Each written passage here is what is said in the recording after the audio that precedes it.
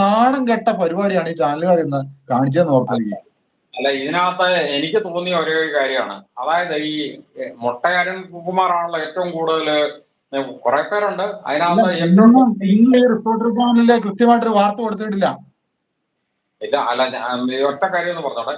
അതായത് മൊട്ടയാരൻ കുമാറാണ് ഈ രാഹുൽ മാക്കൂട്ടത്തിന്റെ ഈ ഒരു വിഷയത്തിനകത്ത് ഏറ്റവും കൂടുതൽ ടാർഗറ്റ് ചെയ്ത് രാഹുൽ മാക്കൂട്ടം ഈ ലോകത്തിലെ തന്നെ ഏറ്റവും വൃത്തികെട്ടവനാണ് ചിത്രീകരിക്കുന്നതിലും ഏറ്റവും ടോപ്പിൽ നിന്ന് മൊട്ടയാരൻ കുമാറാണ്.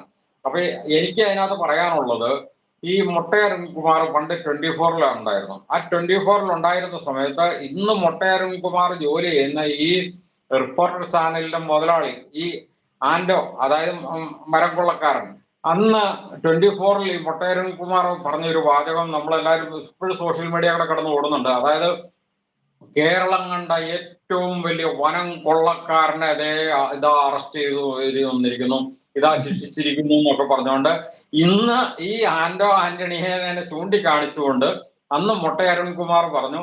ആ മൊട്ടയാരൻ കുമാർ ഇന്ന് ആന്റോ ആന്റണിയുടെ താഴെ വന്ന് കിടന്നുകൊണ്ട് അവന്റെ കഞ്ഞിയും കുടിച്ച് അവന്റെ അടിമപ്പണിയും ചെയ്ത് അവൻ പറയുന്നത് അതേ ഏറ്റുപാടുന്ന ഒരു അവസ്ഥയിലേക്ക് മൊട്ടയാരൻ കുമാർ വന്നിട്ടുണ്ടെങ്കിൽ, ഇതേ മൊട്ടയാരൻ കുമാർ ഇന്ന് സെപ്റ്റി ടാങ്ക് ഉണ്ടല്ലോ, സെപ്റ്റി ടാങ്ക് മനം വാരി തിന്നുന്ന ഭേദം.